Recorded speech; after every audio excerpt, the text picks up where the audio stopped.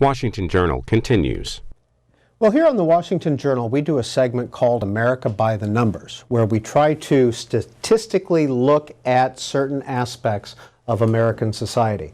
And today, we are looking at school violence and where it stands today. Joining us is Dr. Marisa Randazzo. She's with Sigma Threat Management Associates and the former chief research psychologist for the U.S. Secret Service. Also with us is Tom Snyder, who is with the National Center for Education Statistics. Tom Snyder, what is that organization? Well, the center collects data on education at all levels, starting from pre-primary education through higher education. Today, we're going to be talking about some of the findings that we have from our annual report on indicators of school crime and safety. And so the news opens up with some positive things about a decline in school crime. So overall, if we look at a long period of time, we have a decline in school crime. This is reported by teens, and what we see is that 20 years ago, in 1992, we had something like 181 crimes per 1,000 students, and now it's down to 55. And how do you define a crime? How do you define violence in schools? Are we talking about shootings? Are we talking about bullying? Primarily, we're talking about fights for these data. Some of those, a lot of thefts, and these would be things that might be taken from lockers. It has to be something of a value of $10 or more. So these are crimes reported actually by the students, and one of the things that I think we want to highlight today is that there's lots of different kinds of crime data reported by schools, reported by teachers, reported by the students themselves, and those can give us a different perspective that can be helpful. Not just one statistic is the full answer. We need to look at the various kinds of crimes and how these different measures relate to each other. Here are some of the trends as reported by the National Center for Education Statistics. The teen victimization rate at school declined from 181 to 55 victimizations per 1,000 students. That's between 92 and 2013. Fewer students were bullied in 2013, 22% than in 2005, 28%. Tom Snyder, does that mean that 22% of students were bullied? Is that what the 22% reckon? That's right. 22% of teens are reported being bullied at school, and that was over the past year. All right. Perhaps something that's interesting is most of those bullying cases, most of the students are reporting being bullied once or twice over the school year. So, but on the other hand, there is about 1 in 7 of these students are reported being bullied at least once a week, and some of the students are being reported bullying So every approximately day. over 1/5, almost a quarter of students in America's schools are being bullied. That's correct. Have been bullied in the past year. That's correct. Great. Total crimes reported by colleges decreased from 36 to 18 per 10,000 students. However, reported cases of sexual assault have increased, and arrests for liquor law violations at colleges were lower in 2013 than in 2001, but arrests for drug law violations were higher. Dr. Randazzo, we want to bring you into this conversation. First of all, what is what is threat assessment? What is it that you do? Sure. So in my line of work, I work with colleges and with schools and also with workplaces and certain high-profile individuals to look at threatening situations and threatening behavior. If a school gets a threat from a student, from an external source, we come in and help them figure out, is there really a risk here? Is this a real threat? Is it a credible threat? And if so, what can we do to reduce this risk, and what can we do to prevent harm before it occurs? So when we're talking about some of these trends, some of these top-line numbers in school and college violence, what do you see? What are you hearing? First and foremost, I see good news coming out of this data. The decline in the victimization rates that we're seeing for teens is, I think, a significant decline over the past 10, 11 years. The decline, especially in bullying, I think, is very encouraging. It used to be the case that bullying would occur in schools, and the mindset used to be almost a matter of that's just kids being kids, and especially boys being boys. I think schools have gotten much savvier and much more aware and taking an active role to address and prevent bullying, not only among boys but among girls as well. And I think that really has contributed to the decline, what we're seeing here. Well, when we look at this next chart, it appears to me that females are bullied more than than males. Is that a correct statement, Tom Snyder? That's correct. And in contrast to most types of crime that we see at schools where boys are more likely to be victims or perpetrators, with bullying, it's more likely to be females victimized than males. And some of this also is related to cyberbullying. About 9% of females reported being cyberbullied compared to 5% of males. So there's also a difference in that type of bullying as well. Now, does your organization attribute reasons why the drop in some of these figures? We can't really establish a cause and effect, but I would note the schools have made a lot of efforts to reduce bullying. It's something we've already Dr. talked about. Randazzo, Yeah, what kind of efforts have been made? We've seen it, and one of the things that I see in my line of work is that a lot of school shootings across America had a bullying underpinning to it. I want to be very, very clear that not every child who's bullied is at risk of doing harm to anyone else or even to themselves. However, we've seen in some of the a lot of the high-profile school shootings across America that these were carried out by students who had been bullied for extensive periods of time.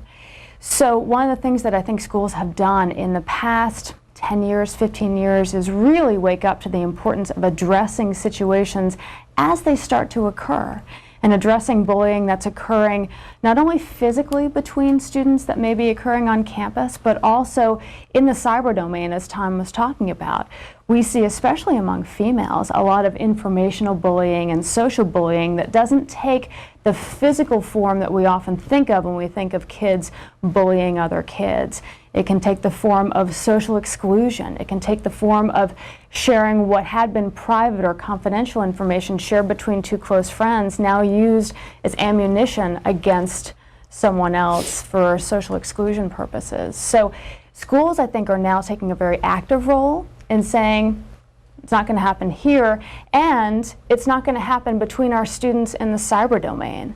We've seen schools adopt policies that say just because it's not occurring within our walls doesn't mean we don't have purview over it. It's behavior that our students are engaging in.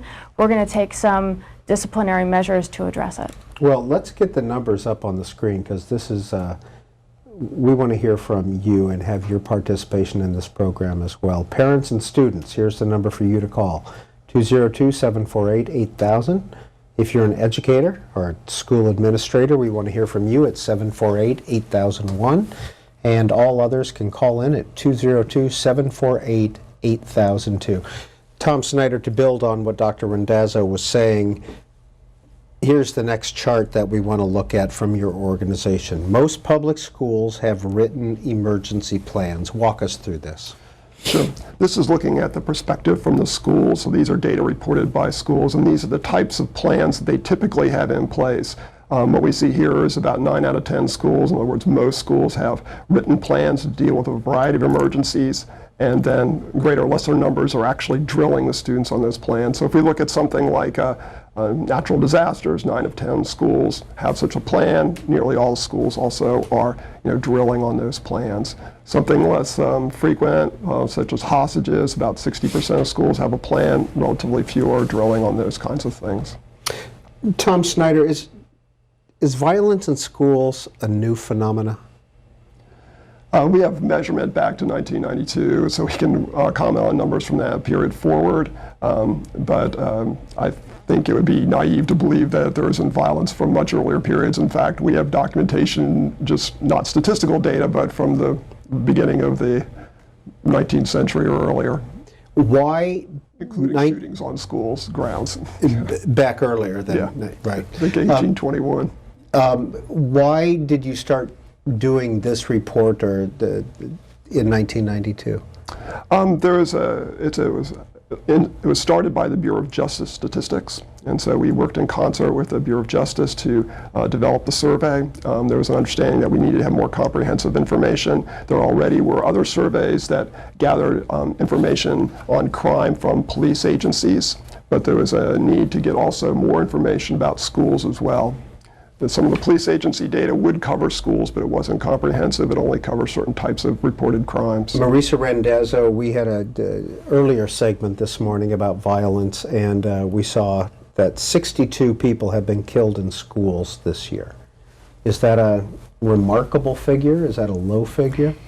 One of the things that we see across the data from Tom's organization and from others is that first of all, any homicide or suicide, any violent death in school is a tragedy, no matter what the trends are saying, no matter how prevalent it is. But we still see when it comes to homicides, when it comes to serious violence, where students are victimized, students still remain safer in school than they are outside of a school. If we look at Tom's data, the victimization rates overall show that kids are at greater risk in school because of a whole host of things that happen to them, from the minor incidents to the bullying to the more serious assaults or even to homicide. But when we're talking about the most serious violence that students are victim of, they're at much greater risk outside of school than they are in school itself. So in your current position and maybe perhaps in your former position, what advice would you give to a school? One of the best things schools can do is encourage their students to report threats and other troubling or disturbing behavior they become aware of. One of the biggest things that we have seen after school shootings across America, from research on school shootings, is that typically other students know about violent plans before the violence is carried out in school. It's the students who are aware of this. They hear about it directly from a student who's planning to engage in a school shooting or other school violence. They hear about it from friends. They see it on social media. They're the ones who know, often long before the adults in school know. So when schools take steps to actively encourage their students, to say to them, you are a key part of school safety. Yes, you're a student, you're here to learn, but you're also a key player in keeping our entire school safe, because you may be the first one to know of something troubling, of a violent plan, of a friend or a fellow student who's feeling desperate, feeling like they need to engage in violence. Tell us. Let us know, because we can take some steps to help them and to keep school safe at the same time. Did new techniques develop after Columbine in '99, I believe it was? Yeah, they did. In large part because of research that the Secret Service and U.S. Department of Education conducted on school shootings across America. I was fortunate to be part of that research when it was conducted, but it was really groundbreaking and still remains the largest federal study of school shootings across the U.S. And there were some surprising findings that help schools do a much better job at figuring out when a student is planning to engage in violence, because it's not impulsive. The school shootings that we've seen in the U.S. are thought out in advance and they're planned out in advance, which means we have a chance to stop them, to stop a student who has gotten onto what we call the pathway to violence. They're usually there because they've got personal problems they're trying to solve through other ways. Or they're trying to solve, and they resort to violence or see violence as the only option. When a school can get in and work with law enforcement and mental health professionals, they can help that student figure out non-violent ways to solve those problems, and they get off the pathway to violence and they stay off the pathway to violence. Let's take some calls, and we'll continue to go through some of the statistics that the National Center for Education Statistics has found on school violence. Carl's in Neptune Beach, Florida. Hi, Carl. Hi. I really just have one question, and I'll hang up after and listen to the answer. Is a person that's confronted with racism on a regular basis in schools or even college, and I'll give you an example, feces written in the form of a swastika, is that bullying? And I'll hang up. All right, thank you. Would that be included, Tom Snyder, such as the incident at the University of Missouri or racial incidents, name-calling, et cetera? Well, definitely, but beyond that, there's a special category for hate crimes, and we don't have a slide prepared for that, but we have, the colleges are required to report all hate crimes and the nature of the hate. So that's something that definitely would be carried in our reports. I think in 2012, there was about 800 hate crimes reported across U.S. campuses. And how does that compare to other years? Do you know offhand?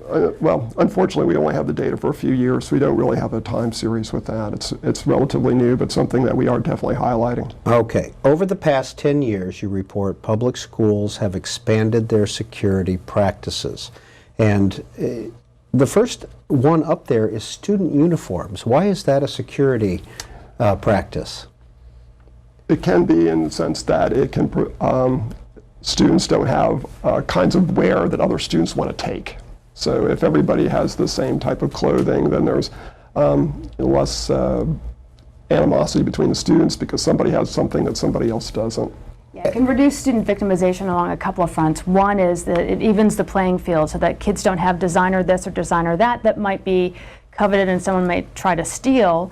They also don't have clothing or garments that look subpar, and that would be the basis for bullying. So it really just helps put them all on an even footing. And that goes with the strict dress code as well. And schools have increased. 68% of schools, if I'm reading this correctly, require faculty badges. Is that correct? Right, and that's something that's a little bit new. It has increased over the time period that the faculty are identified clearly for parents and other teachers and the students.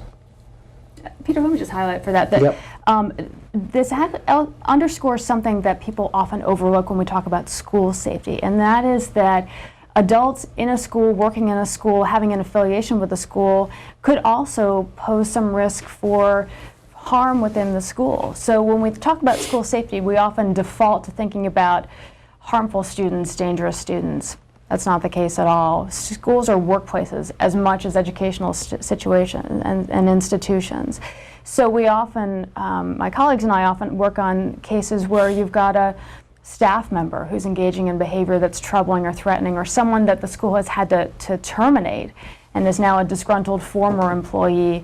You even have domestic violence situations where someone who may have been victimized in a domestic situation is employed at your school, and their estranged spouse may know that they can always find that person at your school. So school safety encompasses safety for employees in the workplace as well as for students in school. The biggest increase, though, in security practices is security cameras, from 36% of public schools to 75%. Right, that's an advance in technology. The technology has gotten much cheaper, and so this is something that the schools can more easily adapt to. And of course, it has a lot of security possibilities because they can more easily monitor halls or entranceways. So this is a pretty big improvement. I think it also may be tied to why we're seeing the decrease in bullying victimization, because you're able to have eyes on places in school where there hadn't been previously. And oftentimes we see bullying occurs in places where the adults are less likely to be. So out on the playground, in hallways that aren't monitored as much. With security cameras, you've got additional eyes. And just to add on to what we were talking about when it came to security practices, 43% of public schools have security personnel on site now. Is this a big increase? Has this been pretty steady? It's actually been pretty steady. If we look at the graphic, we can see that the total has not changed a lot over time. In fact, there's a little bit of an increase with the schools having only part-time staff and somewhat less with full-time staff. I should emphasize that the percentages are much higher for large high schools. And if you go to a large high school, chances are they will have a security person there. It could be a school resource officer most typically. So about 90% of the high schools, the larger schools, will have a security person. Marisa Randazzo, what would you advise? What are the top 3 things you would tell a high school principal or superintendent when it came to his or her high school for safety? So for safety, one is have open communication with your students and make sure every student feels like there is someone at your school, an adult at your school that they can turn to or confide in or share information with. 2, develop a threat assessment process or threat assessment teams. This has been identified as best practice for preventing school violence. It got a lot of attention after Columbine. Places like the Commonwealth of Virginia recently passed legislation requiring all of their public K-12 schools to have threat assessment teams or a threat assessment capacity. It's a great tool for schools to be able to prevent not only serious school violence, but to identify problems as they are emerging and developing, like bullying, like harassment, like the hate crimes that the caller asked us about. So they're a great practice. And then to make sure that there is a climate that feels safe for students and for employees, for faculty and staff alike. When people feel like information is treated fairly, that there's someone they can go to, that things aren't going to be blown out of proportion or handled in a way that's insufficient, then people feel comfortable and safe bringing concerns forward knowing that they will be addressed. What about X-ray detectors? What about locked doors? What about security personnel? What about armed guards? So, depending on the school, that may be appropriate. Of all of those, I'd want to go for armed guards, but mostly for a school resource officer as opposed to just a private security guard. And the reason why I think school resource officers are such a critical piece of school safety is because they are sworn law enforcement personnel. They come from the local police department, local sheriff's office. They have gone through law enforcement training. They know the laws. They know how to use weapons appropriately. And so they have the right skills and tools that a private security guard may or may not have experience in. But the key to having the right school resource officer to really enhance school safety is looking for people who have the right personality match, the right disposition to be working with kids. We've seen a real change and improvement in schools and local law enforcement working together to select the right officers for those positions. It used to be a matter of, it was almost a position that officers would take as their last position before retiring. Now, law enforcement and schools work together to figure out who among our current officer personnel want to do this and would be best suited. And when you've got that right person, oftentimes it's young officers who may have kids themselves who get in and work with the schools, they actually become a place where students feel very comfortable and safe bringing concerns and telling them about problems that are happening in school or that their friends may be facing outside of school and getting good advice. So they become confidants for the students as well as an emblem of school safety. Sonia, Gig Harbor, Washington. Please go ahead with your question or comment. Yes, I was just wondering how young of it would start, because my granddaughter's in 5th grade in Renton, Washington. She got a note from somebody on the bus saying that they were going to kill her and other people. Well, she took the note to her school counselor, and the counselor said, oh, you know what, it's in the past, forget about it, leave it alone. And to me, that's serious. You know, this is, even though it's only 5th grade, how young do you have to be to start taking these things seriously? And she's bullied her before, my granddaughter before, but I mean, when the counselor just says, leave it alone, and, you know, it's in the past. But, you know, she's threatening to kill not just my granddaughter, but other people. I mean, so how old what is your happened? Sonia? How old is your granddaughter? She's 11. All right, thank you very much. What's your response to what Sonia had to say, and then I want to talk about this chart afterwards. First of all, I think her granddaughter absolutely did the right thing in talking to the school counselor, but if that's the response she's getting, I would strongly encourage her to tell some other people as well. So I would encourage her to talk to the school principal and also to call local law enforcement. You can make an independent call. It doesn't have to go through the school to let them know. And here's why. Local law enforcement may already be aware of situations involving that particular student or have other information, and this is going to be an important piece of the puzzle. The school counselor often, too, is bounded by confidentiality. So if you can tell several people, then maybe that the principal knows something else and they've got enough of a critical mass of information to do something. So I'd say, first of all, bravo, she did the right thing by bringing this information forward, but I think that response is, given the severity of what we're hearing, I'd want her to go and tell additional people as well. Well, Sonia said her granddaughter was 11, and according to the National Center for Education Statistics, middle schools were more likely to report violent crimes in 2013, 2014. Tom Snyder, does that mean that middle schools, there's more crimes or bullying or et cetera in middle school than there is other places? Well, that's right. Middle schools are more likely to report these types of behaviors. I should emphasize a lot of the crimes that we're seeing there are fights or students being attacked by other students. So that's the serious crimes that you see reported here. Primarily, that's what's occurring. One of the examples that's used as kind of overreach is the little boy who bit his Pop-Tart into the shape of a gun, or kids just saying, I'm going to, kill you, whatever. And they have to be reported now. Is it overreach, Dr. Randazzo, in your view, to report those types of incidences as crimes and violence?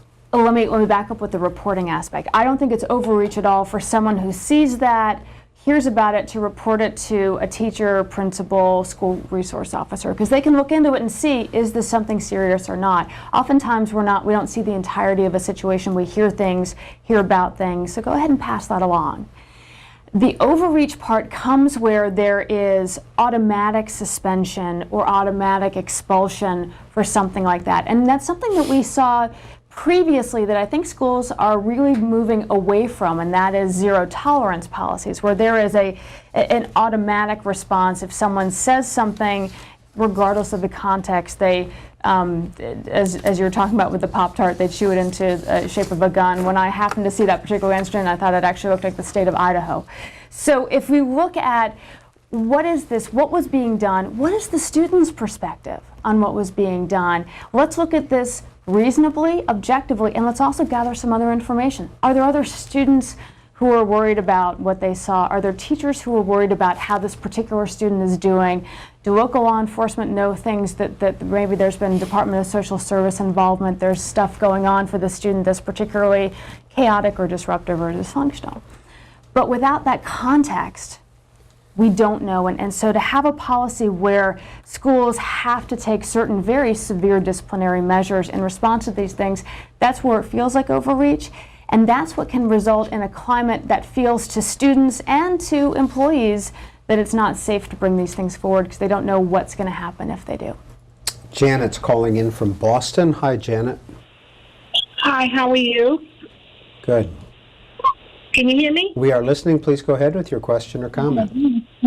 My question and comment is that my daughter was bullied, and I did bring it before the principal, went through the teacher, because I always told her you have three responses. Tell the student, tell the teacher, tell me. And then once I heard, I took it to the principal of the school, and the child had actually physically touched my child. And when I told her that, I was very upset. She said, well, your daughter got in a couple of good licks. And I said, it's not because my daughter doesn't like to fight. She doesn't like to have any kind of physical. She wants the education. And I said she shouldn't be made to feel like she has to go somewhere and fight. And so I was very upset, and I subsequently pulled her out of that program. But you see, you have administrators that are obtuse to what's going on or don't want to react. And then you have, and I'm saying that this bullying, because the child, this had been subsequent each year, something coming up. And then the child has a problem, and the problem becomes your child's problem, and they don't want to react because they want to be sensitive to and then the collective work on this in the classroom can't go on because it's a behavior issue. Janet, did your daughter immediately tell you when she had been bullied, or did it come out inadvertently? Oh no, we had every day, and see, I had, as a parent, I would pick her up and I would say, how was your day? And each day she'd say, oh, my day was such and such, this happened, that happened, and it was a mantra. And so I could hear from her on a daily basis as to what was going on and things I needed to either adjust, react to, let go on, see what's happening. And I would say, do you think you can handle this, or do you need me to intervene? And she would say, I think I need some help with this, or I think I'm going to be okay. But again, this child has an issue. It now becomes my child's issue, and then. And how old is your daughter now, Janet? My child now is 13. But all right. At the time it was going on, it was 11, between 11, 12. All right, thank you. Back in the middle school range, Tom Snyder. But before we get an analysis from Dr. Randazzo, I want to look at this chart. About half of frequently bullied students never told an adult.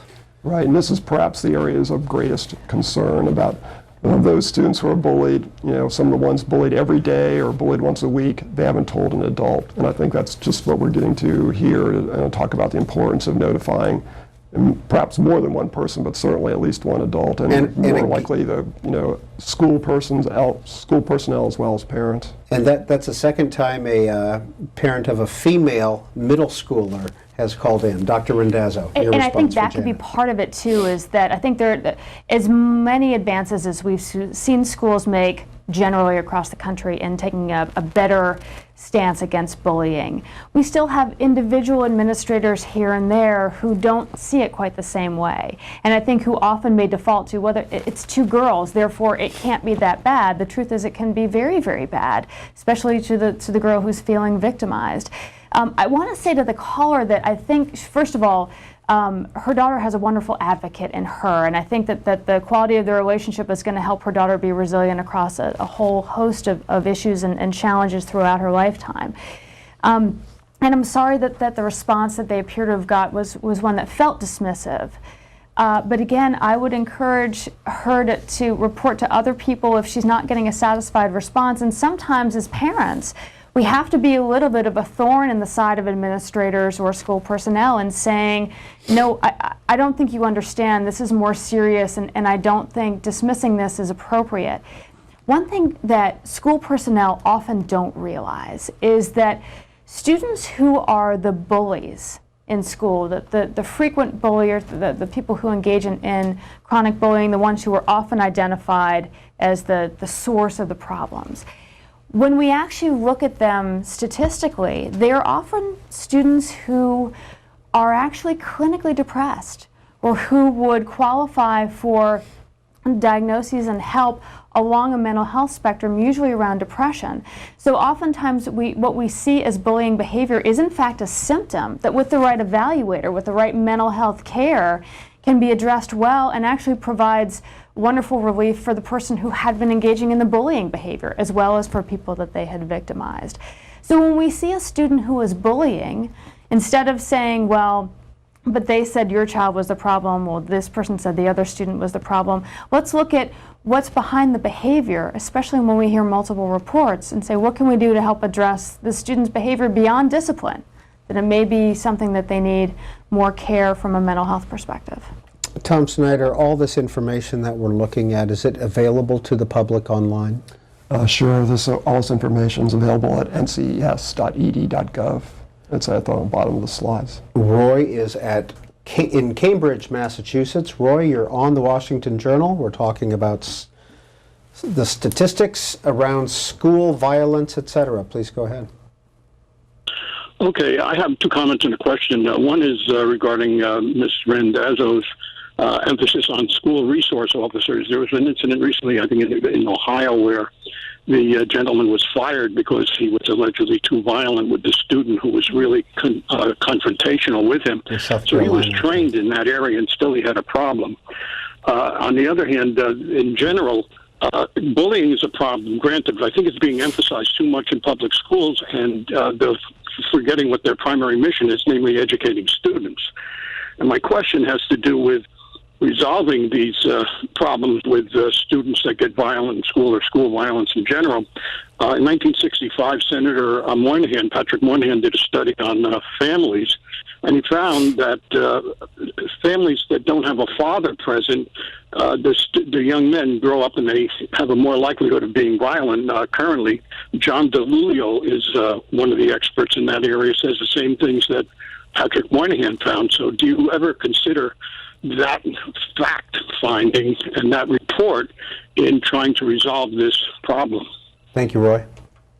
One thing I want to point out, and I appreciate the caller's perspective on this, but one thing I want to point out is that when we talk about school violence, it is not all just the domain of boys. We see girls increasingly engaging in violent behavior, not just the cyber harassment and bullying we were talking about previously, but violent behavior as well. When we look at a particular case of a student who is threatening to engage in violence or even has been violent, we look at every aspect of it. So we look at, as the caller was suggesting, family dynamics. We look at sources of support or lack thereof.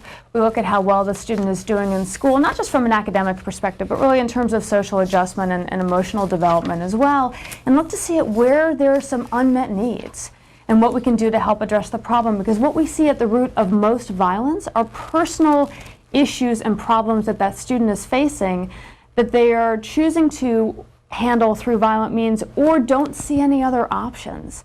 And so when you can start to work directly with that student and with their support mechanism and help connect them to better resources and more support for them and for their family as well, whether it's a one-parent family, a two-parent family, a blended family, step-parent involvement, whatever that may be, you can help to bolster that core support with additional support from a coach, from a church or a mosque or a synagogue, from something that the student feels involved in, helping them get involved and help to support and bolster the student that way. So if there are gaps, like the caller was suggesting, you can help to fill in those pieces through other means. When you saw that video of the policeman taking that African-American girl out of her desk, what were your thoughts? My thought initially was that, first of all, we didn't see the whole context. So it's hard to pass judgment on a situation that we are only seeing a piece of. But when situations like that get to that point of violence and confrontation in school, nobody wins, because it feels disruptive. Even if what the school resource officer did was appropriate or not, it creates such a disruptive and a scary feeling for that classroom and that school generally. My comments about school resource officers, taking that particular incident out of the equation, is that on balance, they are a very beneficial asset to schools. But it does matter who's selected for that position. And like any employee in any position, we see that the vast majority of employees function well and according to policy and protocol, but every so often we have people who do things that are inappropriate, counter to policy, break laws, and we have to discipline them accordingly. So I feel badly that that school had that experience and that things got to that level of confrontation, because that has a ripple effect on the whole school. Tom Snyder from the NCES report. This is one of your more dramatic charts. What are we seeing?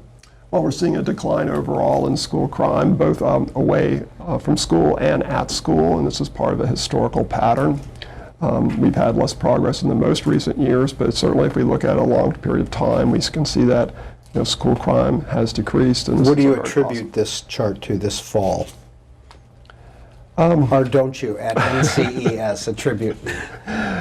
It's difficult to establish a cause and effect relationship here. Dr. Randazzo, do you have any cause and effect relationship you'd like to I have share? Speculation that I can share. All right. And I think that I appreciate Tom's perspective, because I think it is appropriate when we look at data. We never know exactly, unless we've done a controlled study, what the cause and effect is here.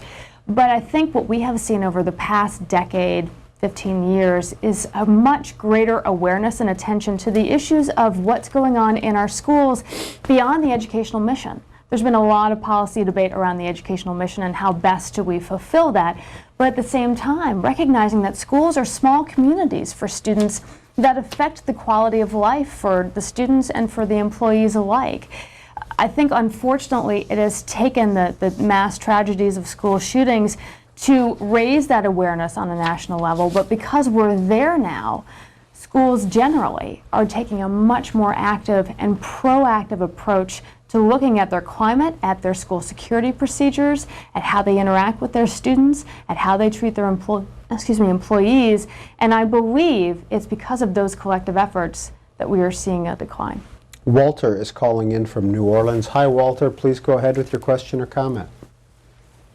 First of all, thank you for accepting my call this morning.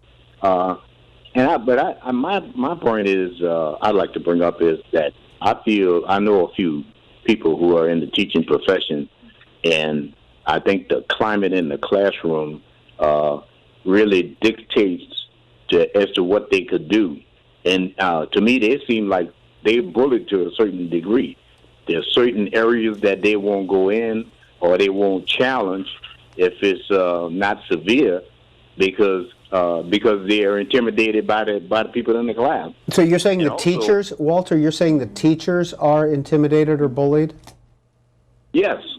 I truly believe. I know I've spoken to a couple of teachers who felt that certain steps in the class or somebody is not disrupting the class, but they're not with the class, they won't challenge them because they feel bullied to a certain degree. So, Tom Snyder, do you include those types of statistics in your reports? We do. We have reports from teachers on whether they've been threatened, for example, in this exam. So something like 1 out of 10 teachers report being threatened. So this is a very real problem. And is this included in this report that we're reviewing today? Right. Right. Okay, all right. Now, one thing we haven't talked about yet is the college campus issue. And reported college campus crimes decreased between 2001 and 2013. I'm the leading state sponsor of terrorism